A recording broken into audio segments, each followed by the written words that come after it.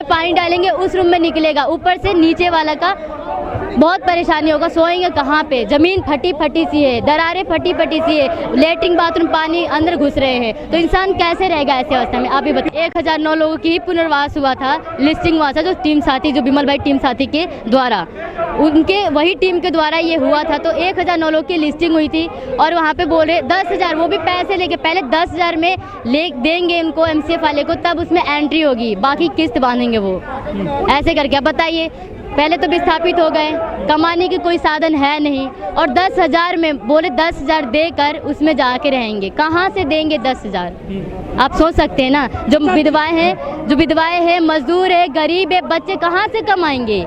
आप ही लोग बताइए कहाँ से कमाएंगे? सरकार तो बोलता है कि भाई रोजी रोजगार वो दे रहे, कहाँ से दे रहे? युवा दर्जा, जो बच्चे बोलते शिक्षा के लिए बच्चे गिल्ली डंडा खेल रहे हैं, उनको पढ़ने होता है, पाठशाला में जाना चाहिए, लेकिन वो पर गिल्ली डंडा खेल रहे हैं, कंचे खेल रहे हैं। यानी शिक्षा की तो चौपट हो गई है हमारे खोरी गाँव की। स्कूल वगैरह बना है वहाँ पर? बना था, तोड़ने के बाद कुछ नहीं रहा, टूट गया सब कुछ।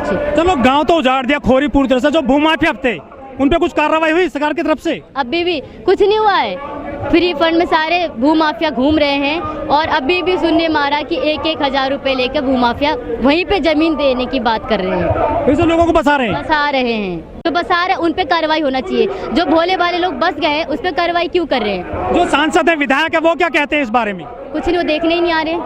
अच्छा, नारा दिया जाता है जहाँ झुग्गी वही मकान, कुछ हो रहा है क्या नारा ये पूरी तरह साबित? नारा बताऊं, इसका विपरीत हो रहा है। जहाँ झुग्गी वहीं शमशान हो रहा है। वहाँ पे कई लोग शहीद भी हुए हैं। ये भली भांति सरकार इस मुद्दे को दबा भी रही है। वहाँ पे काफ़ी लोग अपनी जान भी दे दिए हैं। बुलडोजर जब आ रहा था तो काफ़ी जान माल का भी नुकसान हुआ था, बर्तन भी टूटे हैं, शहीद हुए, काफ़ी धार्मिक स्थल भी टूटे हैं, चर्च, मंदिर, मस्जिद। अभी भी वहाँ पे मस्जिद पढ़े जाते हैं, नमाज पढ़े जाते हैं, शाम का भी होता है, पूरा शुक्रवार के दिन, जुम्मा के दिन नमाज भी पढ़े जाते हैं। वहाँ पे हिंदू मुस्लिम सारे, सिख ईसाई जैन बौद्ध धर्म सारे लोग मिल के रहते थे, लेकिन इन लोगों को पता नहीं क्या हुआ, हिंदू मुसलमान करके तोड़ दिए। मोदी सरकार ने वादा किया था कि 2022 तक सभी गरीबों को पक्का मकान देंगे, और 2023 चल रहा है। 2023 में आप देख रहे हैं जमाई कॉलोनी को तोड़ दिया गया, मुंबई में तोड़ दिया गया, इधर लखनऊ में तोड़ दिया गया, तुगलकाबाद में तोड़ दिया गया, खोरी गांव को तो तोड़ दिया गया। अब बताइए,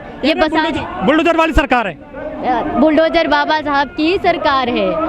जो हमारे भीमराव अंबेडकर, जो हमारे बाबा साहब ने जो हमें हथियार दे गए हैं, उसी को हम अमल करेंगे। और नफरत, हम लोग जो एक मुहिम चलाए हैं, नफरत छोड़ो संविधान बचाओ, उसी को हम अमल कर रहे हैं। क्योंकि जब तक नफरत को कैसे जीता जा सकता है? नफरत को, हिंसा को कैसे जीता जा सकता है? हम प्यार से जीतेंगे। सरकार बुलडोजर चला रही है, उससे जीतेगी, हम प्यार मोहब्बत से जीतेंगे। तो वो भी हिंदुओं को मजबूत कर रहे हैं ना।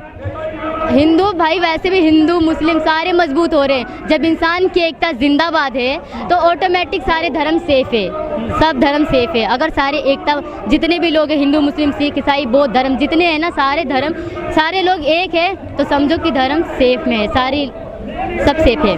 अभी नया नारा दे रहे हैं कि आप हमें जो है समर्थन दो, हम हिंदू राष्ट्र बनाएंगे। वो तो उनका अलग अलग एजेंडा है जी। वो तो वोट उसी से मिलता है ना जी। वो तो हिंदू मुसलमान करके भी लड़वाते हैं। हिंदू है, मुसलमान है, हिंदुओं के ये यहाँ से भगाएंगे, पाकिस्तान भगाएंगे, रोहिंग्या वाले सब। हम इंसान को, मजदूरों को क्या नहीं बोलते हैं? क्या वो सही है? सारे लोग, यानी कि हम लोगों को तो रोहिंग्या घोषित कर देते हैं, मजदूर लोगों को रोहिंग्या, आतंकवादी, बहुत लोगों को गिरफ्तार कर लेते हैं। तो भाई देश के लोग हैं कौन? हमें तो यही समझ नहीं आ रहा है। जब देश के लोगों को, अपने जनता को ही सब ये आतंकवादी घोषित कर देते, तो मैं तो इनसे पूछना चाहती हूँ, माननीय सम्माननीय हमारे प्रधानमंत्री से मेरा एक सवाल है कि उनके देश के लोग हैं कौन? सिर्फ भगवाधारी है? क्यों और लोग नहीं रह सकते?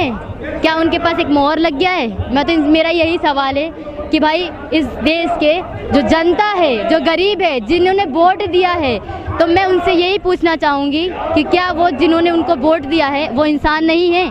वो इस देश के नहीं हैं? वोट लेने में सबसे आगे आ जाते हैं, वोट लेने में सबसे आगे आ जाते हैं, और उसके बाद जब वोट ले लेते हैं तो तुम हमारे देश के ही नहीं हो, आतंकवादी हो।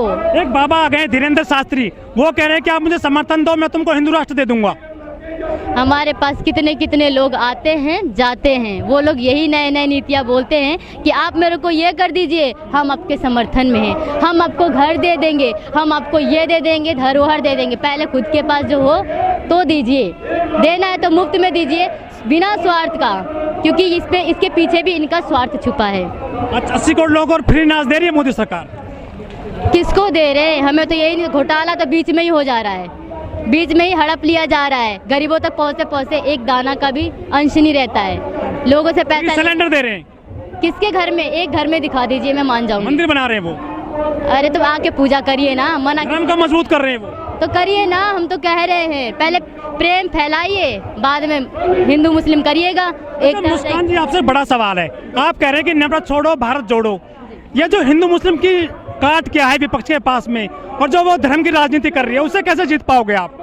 देखिए, इन्होंने बोले थे कि पिछले बार हमारे धर्म के, जो हमारे बाबा साहब ने जो संविधान लिखे थे, धर्म इनके साथ, संविधानों के साथ भी छेड़छाड़ होने की बात हुई थी।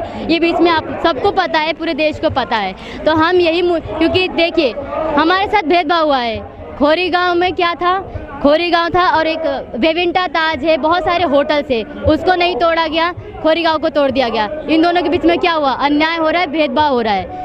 वैसे ही हर जगह जगह अगर भेदभाव नहीं होता तो मेरे पीछे मैं बोलना चाहूँगी कि आप दिखाइए, इतने सारे भाई लोग हैं, कुली लोग हैं, और इतने नफरत छोड़े संविधान तो महाराष्ट्र से, मुंबई से, आंध्र प्रदेश से, तेलंगाना से, कर्नाटका से, केरला से, नाना प्रकार के राज्यों से आज यहाँ आने की क्या जरूरत है? अगर सारी मांगे पूरी हो जाती, अगर नफरत नहीं होती, इन लोग साथ भेदभाव नहीं होता, तो क्या जरूरत है आज जंतर मंतर पे आने की? मेरे को बताइए। लेकिन मुस्लिमों को टाइट कर रही है मोदी सरकार, ऐसा कहते हैं लोग बाग। मुस्लिम हमारे भाई जो है, हमारे फैजल जी है, वो कह रहे हैं ना कि मुस्लिमों पर टैग कर रहे हैं। हम तो कह रहे हैं हमारे हिंदू, मुस्लिम, सिख, ईसाई, बौद्ध धर्म, जैन जितने भी है, सारे साथी हमारे साथ है। और जो कह रहे हैं ना कि ये अलग धर्म के, वो उनकी नज़र में है, उनको बस हिंदू, मुसलमान, सिख, ईसाई करके लड़वाना होता। अभी ईसाइयों पर भी अटैक हुआ था, हमने जहाँ तक देखा है ईसाइयों पर भी अटैक हो रहा है। मैं यही कहना चाहूँगी कि हमारे संविधान में ये लिखा है कि अपने धर्म के प्रचार करने का पूरा स्वतंत्रता है, तो उनको क्या दिक्कत है?